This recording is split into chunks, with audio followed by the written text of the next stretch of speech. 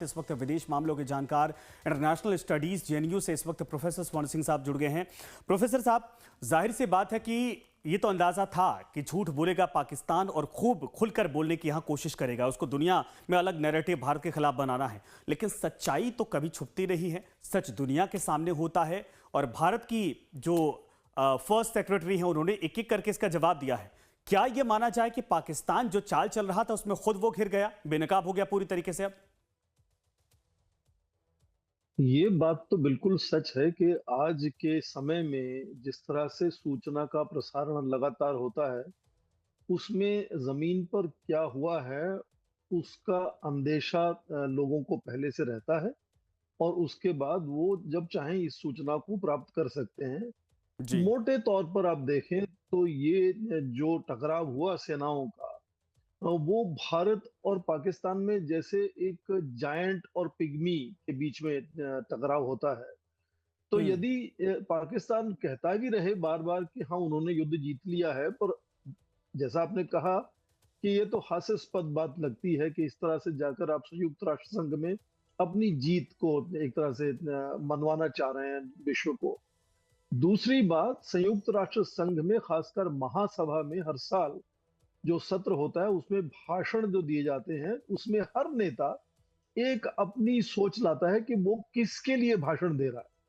कुछ नेता आते हैं जो अपने घर के लोगों के लिए भाषण देते हैं कि हमारे घर में मीडिया कैसे इसको कवर करेगा, मेरे दूसरे विरोधी दल कैसे देखेंगे। कुछ हम्म। और भी होते हैं जो अपने कुछ दोस्त देशों को कुछ संदेश देना चाहते हैं। तो जैसा आपने कहा कि शायद अपने भाषण का ड्राफ्ट वो कल अप्रूव कराने गए थे व्हाइट हाउस में, और हम्म। जो अचानक बदलाव हास्यास्पद लगता है वो ये कि उनकी पूरी बातचीत का तरीका एक तरह से राष्ट्रपति ट्रंप को खुश करने का लगता है कि बिल्कुल। उनको नोबेल प्राइज देने का रिकमेंडेशन दिया है। यदि वो 7 विमानों की बात करते हैं तो शाहबाज शरीफ भी 7 विमानों की बात करते हैं।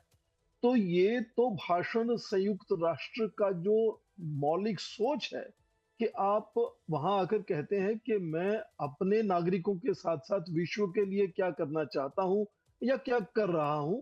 जैसे आपने देखा हम्म। विदेश मंत्री, जब भारत के विदेश मंत्री का भाषण हुआ तो उन्होंने ग्लोबल साउथ पर बहुत ध्यान दिया, या अंतर्राष्ट्रीय संस्थानों में एक तरह से रिफॉर्म्स लाने की जरूरत है उस पर पूरा ध्यान दिया, आतंक बिल्कुल। की चिंता पर ध्यान दिया। तो हर राष्ट्र जो है वो अपनी अपनी जो उनका स्टेचर है, जो ताकत है, जो हैसियत है, उसके हिसाब से वहां आकर भाषण देता है। तो हम्म। शहबाज शरीफ का ज्यादातर भाषण इंडिया पर फोकस रहा।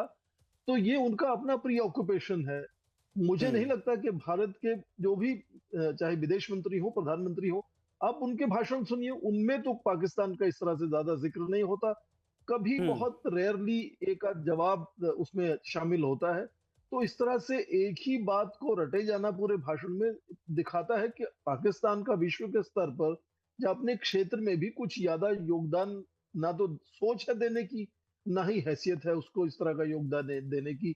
और यहां तक युद्ध जीतने की बात है, वो तो साफ जाहिर है यदि आप भारत जैसी बड़ी शक्ति के साथ टकराते हैं। हम्म। और जैसा हमारे प्रतिनिधि ने कहा कि ये तस्वीरें तो सोशल मीडिया में, इंटरनेट पर आप कहीं भी देख सकते हैं कि किसका कितना नुकसान हुआ।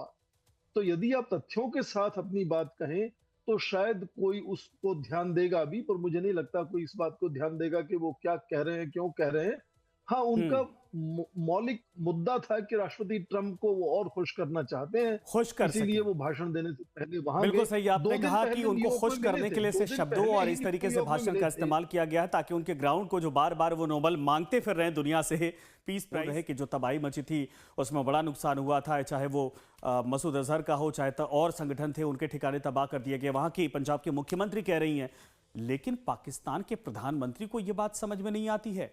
उन्हीं के नेता, उन्हीं के देश के लोग चिल्ला चिल्ला कर बोल रहे और प्रधानमंत्री जाकर पाकिस्तान के वहां पर झूठ बोल रहे सरासर। कुछ हद तक इसमें मुझे ये लगता है कि पाकिस्तान के अंदरूनी हालात जो हैं इतनी अस्थिरता वाले हैं कि अलग अलग नेता अपनी साख या कुर्सी बचाने के लिए अंदरूनी नहीं बल्कि विदेशी ताकतों का एक तरह से वो संरक्षण लेने की कोशिश करते हैं।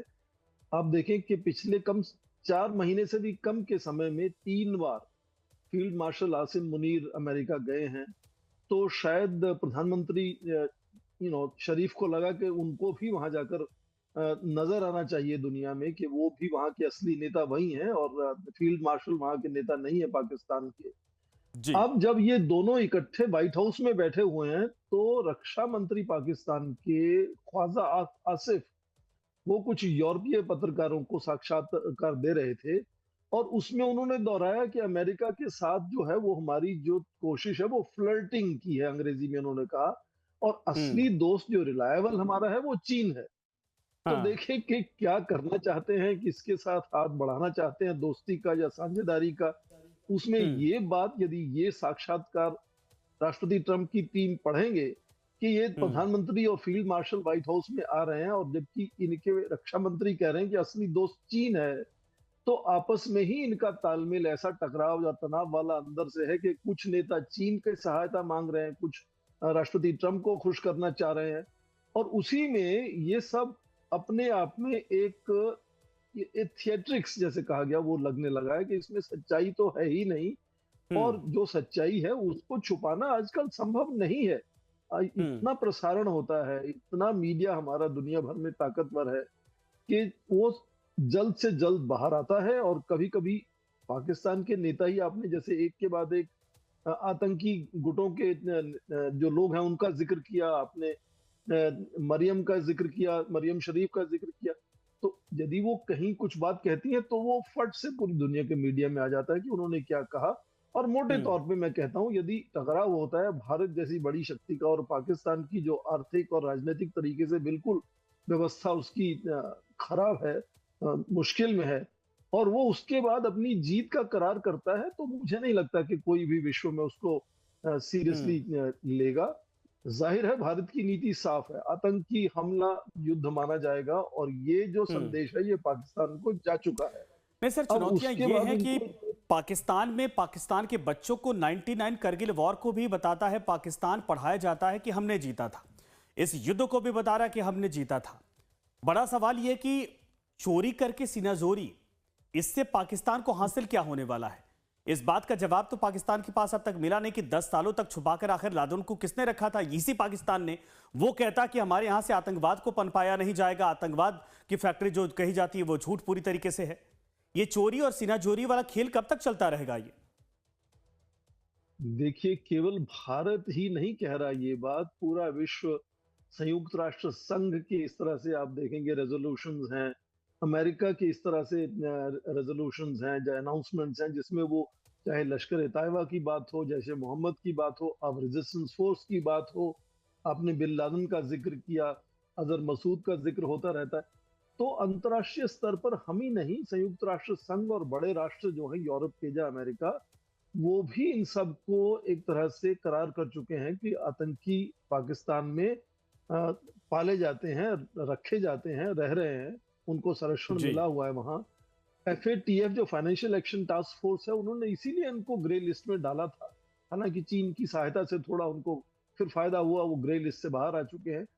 पर ये लगातार पूरी दुनिया जब बातें कहती है कि पाकिस्तान ब्रीडिंग ग्राउंड है आतंक का, तो ये आप देखें कि दूसरा कोई राष्ट्र भारत जाकर क्यों नहीं इस तरह की बात करता है कि हमारे यहाँ आतंकी नहीं है। हमें कहना नहीं पड़ता क्योंकि पूरी दुनिया जानती है कि भारत में कोई पूरी आतंकी दुनिया गुट नहीं बिल्कुल रहते। सही। तो हम्म। पाकिस्तान को बारी बारी ये सफाई देनी पड़ती है, वो अपने आप में एक तरह से उसका एक तथ्य हो जाता है कि एक एग्जाम्पल हो जाती है कि वहां जरूर इस तरह का संरक्षण मिलता है। और लगातार हम्म। अपनी विदेश नीति में, खासकर भारत नीति में, उन्होंने कुछ हद तक अफगानिस्तान की नीति में भी लगातार हम्म। आतंक का उन्होंने सहारा लिया है और उससे उनको भी खामियाजा उठाना पड़ा। ऐसा नहीं कि पाकिस्तान को नुकसान नहीं हुआ, और ना केवल उसकी अंतर्राष्ट्रीय साख पर नुकसान हुआ है, वहां भी हमले होते हैं। अभी कुछ 2 या 3 दिन पहले ही देखो, पाकिस्तान की एयरफोर्स ने करीब 30 लोग पश्तून हम्म। खवा में अपने ही लोगों को मार गिराया एयरफोर्स से। तो कोई देश अपने ही सेना को इस्तेमाल करता है अपने लोग मारने के लिए, तो ये पाकिस्तान की तो दशा दिशा जो है वो चिंता का विषय वो है साफ पूरे तौर पर विश्व के दिखाती लिए। है, इसीलिए पाकिस्तान कितना भी झूठ बोले उसकी सच्चाई दुनिया जानती है। बिल्कुल सही सर आपने कहा।